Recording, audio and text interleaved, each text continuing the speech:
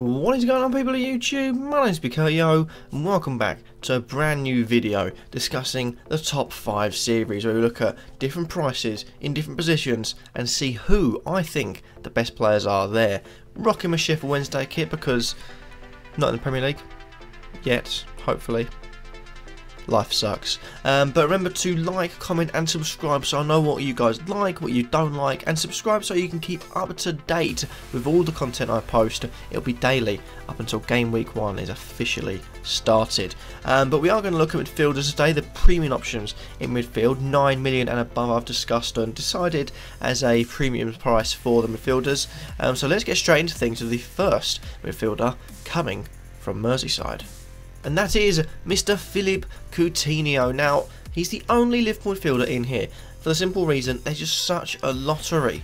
Firmino's a striker and not even a premium at 8.5, so that rules him out. He would have been in there otherwise, but even then 8.5 he still wouldn't have been premium. With Coutinho, £9 million, 31 games last season, 13 goals, 8 assists and 8 clean sheets, 2 yellows and 0 reds. He's got the potential, I think, to play anywhere in the team. I think he'll be a little bit further back at 9 million, but I feel like the skill he's got to be able to run forward, he'll play almost as an attacking midfielder in front of the other two central midfielders, I believe, whoever they may be. Who knows at this point in Liverpool, but he looks really good. I think for £9 million it is a risk because he could be playing further back and maybe not going forward as much, but I look at it as he'll be having more chance to sort of set himself up with the attacking fullback, with the 3 forwards that he's got. A lot to aim for. Those passing points, those bonus points, all look good for Philippe Coutinho. That's why he comes in 5th in my top 5 premium midfielders. Moving on to 4th, technically, we've got Christian Eriksen, the first of 2 Tottenham midfielders.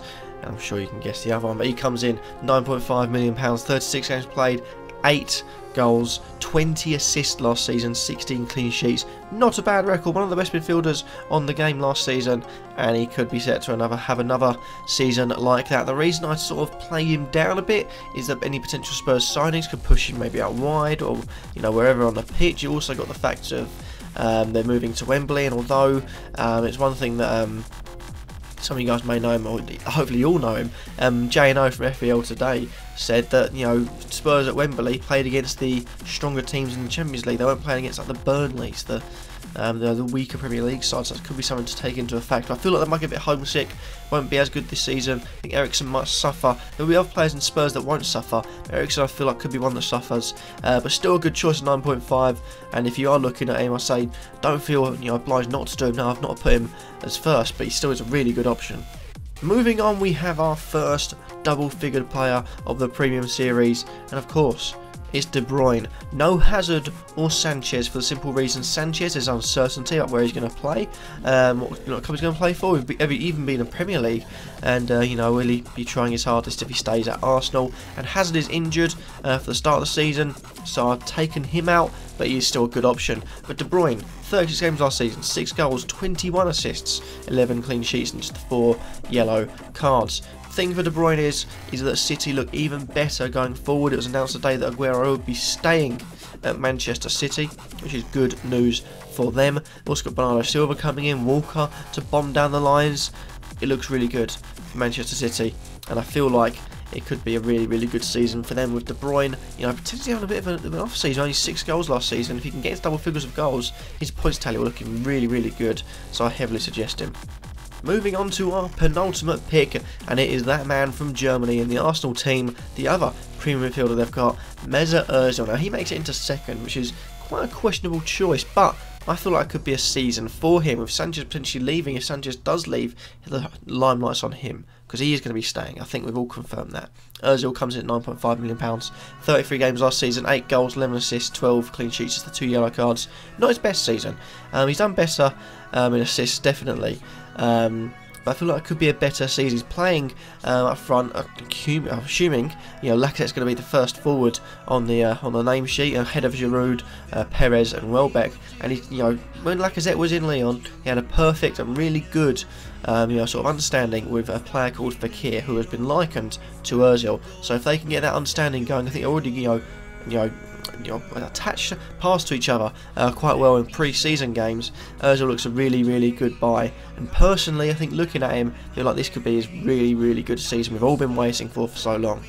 And that leads me to my number 1 spot. Who could it be? Quite obviously, Dele Alli. I feel like he's looking in sensational style for the start of the season. If you don't go with Harry Kane for Tottenham coverage, he is a must. £9.5 million, same as Eriksen. 37 games played last season, just one more than Eriksen. 18 goals, 11 assists and 17 clean sheets on the pitch for 4 yellow cards. And also that red card in the Champions League as well we need to keep an eye on maybe. But Spurs do look really good in the Alli department. I'm surprised, and I said it all through the pre-season, I'm surprised he isn't in double figures. I expected him to be in double figures, but he's not. And when he starts this season at 9.5, it's an absolute steal. And Alli, I think, can only improve from here, which means more goals, more assists potentially. He's a sort of player that I don't think the Wembley will affect him, because he'll be attacking down the middle, or down the wide, but he'll have that sort of that air of grace about him to get through it. He could still get a bit homesick from White Hart Lane, and same with Eriksen, as I said, but I feel like Dele Alli is a really good choice. And personally, he's my favourite premium midfielder. He's definitely made it in my team. And that happens to be that for this video. I hope you've enjoyed, and let me know in the comments down below. Remember to like the video as well. Who you think the best premium midfielder is? Is it anyone I've missed, or anyone in the video? Who in the video do you think deserves to be there? And who in the video do you think, how on earth he made it into the top 5? Let me know all of that in the comments section down below. Remember to like, comment, subscribe. Thank you for watching. Hope you've enjoyed. Remember to like, comment, subscribe, and peace.